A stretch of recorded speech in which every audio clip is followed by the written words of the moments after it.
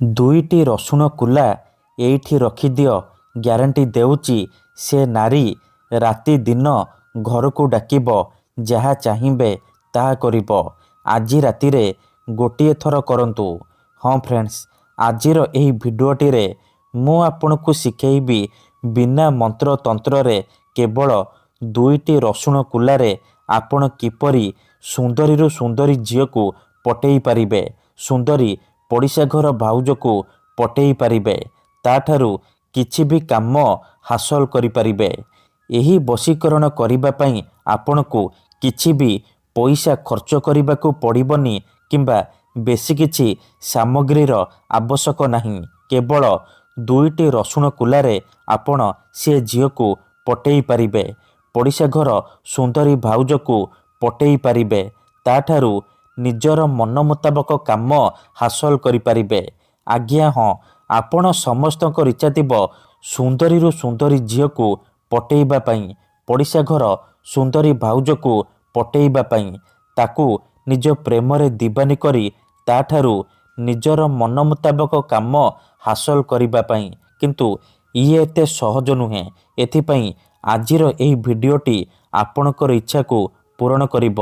କାରଣ ଆଜିର ଏହି ଭିଡ଼ିଓଟିରେ ମୁଁ ଆପଣଙ୍କୁ ଶିଖେଇବି ବିନା ମନ୍ତ୍ରତନ୍ତ୍ରରେ କେବଳ ଦୁଇଟି ରସୁଣ କୁଲାରେ ଝିଅ ପଟେଇବା ପାଇଁ ବଶୀକରଣ ବିଦ୍ୟା, ନାରୀ ମୋହିନୀ ବଶୀକରଣ ବିଦ୍ୟା। ଏହି ବଶୀକରଣ ଏତେ ଶକ୍ତିଶାଳୀ କି ଯିଏ ବି ଏହାକୁ କରିଛି 100ରୁ 100% ସଫଳ ହେଇଛି। ବର୍ଷ ବର୍ଷ ଧରି ଭାଙ୍ଗି ଯାଇଥିବା ପୁରୁଣା ପ୍ରେମକୁ ଫେରାଇ ଆଣିପାରିଛି। ଶାଶୁ, ନଣନ୍ଦ, ଦିଅର, ଭାଉଜ କାହାକୁ ବି ନିଜ ବଶରେ କରି ତାଠାରୁ ନିଜର ମନ ମୁତାବକ କାମ ହାସଲ କରିପାରିଛି। ନମସ୍କାର ଫ୍ରେଣ୍ଡସ୍, ଓଡ଼ିଆ ଫଣ୍ଡା ଚ୍ୟାନେଲକୁ ଆପଣମାନଙ୍କୁ ସ୍ୱାଗତ। ଦୁଇଟି ରସୁଣ କୁଲାର ଏହି ବଶୀକରଣ ସବୁଠାରୁ ଶକ୍ତିଶାଳୀ ବଶୀକରଣ। ତେଣୁ ମୋର ଆପଣମାନଙ୍କୁ ଅନୁରୋଧ କି ଏହାକୁ ଆପଣ ଭାବିଚିନ୍ତିକି ପ୍ରୟୋଗ କରିବେ। ମନରେ କୌଣସି ଖରାପ ଉଦ୍ଦେଶ୍ୟ କିମ୍ବା କୌଣସି ଖରାପ କାମ ପାଇଁ ଆପଣ ଦୁଇଟି ରସୁଣ କୁଲାର ଏହି ବଶୀକରଣ ପ୍ରୟୋଗ କରିବେନି। ଯଦି ଆପଣ ସତରେ ସେ ଝିଅକୁ ଭଲ ପାଉଛନ୍ତି, ତାକୁ ବିବାହ କରିବାକୁ ଚାହୁଁଛନ୍ତି, ତେବେ ଆପଣ ଏହି ବଶୀକରଣ ପ୍ରୟୋଗ କରିବେ। ଅନ୍ୟଥା ମନରେ କୌଣସି ଖରାପ ଉଦ୍ଦେଶ୍ୟ କିମ୍ବା କୌଣସି ଖରାପ କାମ ପାଇଁ ଆପଣ ଏହି ବଶୀକରଣକୁ ପ୍ରୟୋଗ କରିବେନି। ଠିକ୍ ଅଛି, ତେବେ ଏହି ବଶୀକରଣ କରିବା ସବୁଠାରୁ ସହଜ। ଏହାକୁ ଆପଣ କିପରି କରିବେ, କେମିତି କରିବେ, ଏହାର ପ୍ରୟୋଗ ବିଧି କ'ଣ, ମୁଁ ଆପଣଙ୍କୁ ଶିଖେଇବି। ସମ୍ପୂର୍ଣ୍ଣ ପ୍ରୟୋଗ ବିଧି ଠିକ୍ ଭାବରେ ଶିଖେଇବି। ଜାଣିବା ପାଇଁ ଆପଣ ଭିଡ଼ିଓଟିକୁ ମୂଳରୁ ଶେଷ ପର୍ଯ୍ୟନ୍ତ ଧ୍ୟାନ ସହିତ ଦେଖନ୍ତୁ। ବିଧିଟି ଜାଣିବା ପୂର୍ବରୁ ମୋର ଆପଣମାନଙ୍କୁ ଅନୁରୋଧ କି ଯଦି ଆପଣ ଆମ ଚ୍ୟାନେଲକୁ ପ୍ରଥମ ଥର ଆସିଛନ୍ତି, ତେବେ ଦୟାକରି ଚ୍ୟାନେଲକୁ ସବସ୍କ୍ରାଇବ୍ କରି ପାଖରେ ଥିବା ବେଲ୍ ଆଇକନ୍କୁ ମଧ୍ୟ ଦବାଇ ଦିଅନ୍ତୁ, ଯାହାଦ୍ୱାରା ଆମେ ଯେଉଁ ବି ଭିଡ଼ିଓ ଅପଲୋଡ଼ କରିବୁ ସର୍ବପ୍ରଥମେ ଆପଣ ଦେଖିପାରିବେ।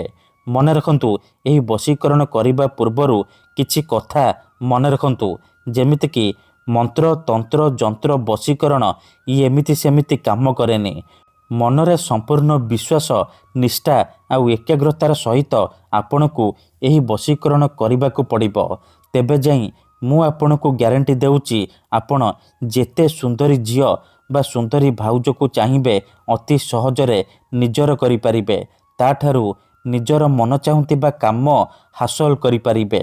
ସିଏ ଆପଣଙ୍କର ସବୁ କଥା ମାନିବ, ଯାହା ଚାହିଁବେ ତାହା କରିବ।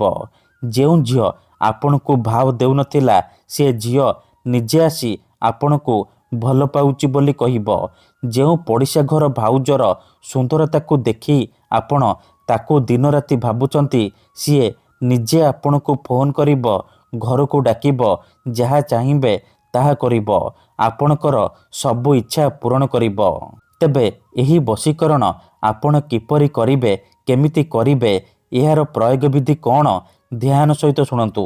ଏହି ବଶୀକରଣ କରିବା ପାଇଁ ଆପଣ ଦୁଇଟା ରସୁଣ କୁଲା ଆଉ ଗୋଟିଏ ଛୁଞ୍ଚି ଆଣିବେ।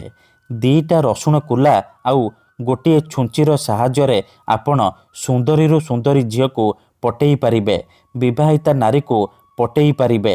ଏହି ବଶୀକରଣ ବିଧିକୁ ଆପଣ କେବଳ ଶୁକ୍ରବାର ଦିନ କରିବେ। କେଉଁ ବି ସମୟରେ କରିପାରିବେ। ବିଧିଟି କରିବା ପୂର୍ବରୁ ଭଲ ଭାବରେ ହାତ ଗୋଡ଼ ଧୋଇକି ସଫା ବସ୍ତ୍ର ପିନ୍ଧିକି ଆପଣ ଏହି ବଶୀକରଣ ଆରମ୍ଭ କରିବେ। ପ୍ରଥମେ ଆପଣ କ'ଣ କରିବେ, ଯେଉଁ 2ଟା ରସୁଣ କୁଲା ଆଣିଛନ୍ତି ସେ 2ଟା ରସୁଣ କୁଲାରୁ ଗୋଟିଏ ରସୁଣ କୁଲାରେ ସେଇ ଝିଅ ବା ସ୍ତ୍ରୀର ନାମ ଲେଖିବେ ଯାହାକୁ ଆପଣ ପଟେଇବାକୁ ଚାହୁଁଛନ୍ତି। ଆଉ ଗୋଟିଏ ରସୁଣ କୁଲାରେ ନିଜର ନାମ ଲେଖିବେ। ତାପରେ ସେ 2ଟାକ ରସୁଣ କୁଲାକୁ ଡାହାଣ ହାତରେ ମୁଠେଇକି ଧରିବେ ଆଉ 7 ଥର ସେ ଝିଅ ବା ସ୍ତ୍ରୀର ନାମ କହିବେ। ତାପରେ ସେ 2ଟା ରସୁଣ କୁଲାରେ ଫୁଙ୍କିଦେବେ।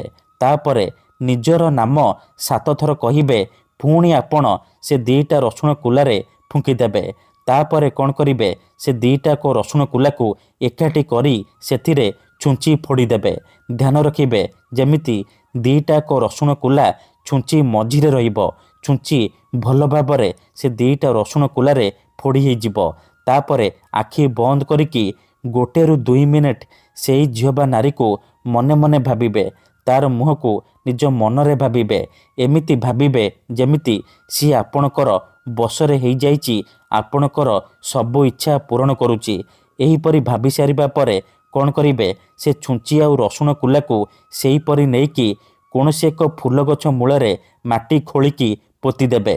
ଗ୍ୟାରେଣ୍ଟି ଦେଉଛି ଏତିକି କରିକି ଦେଖନ୍ତୁ।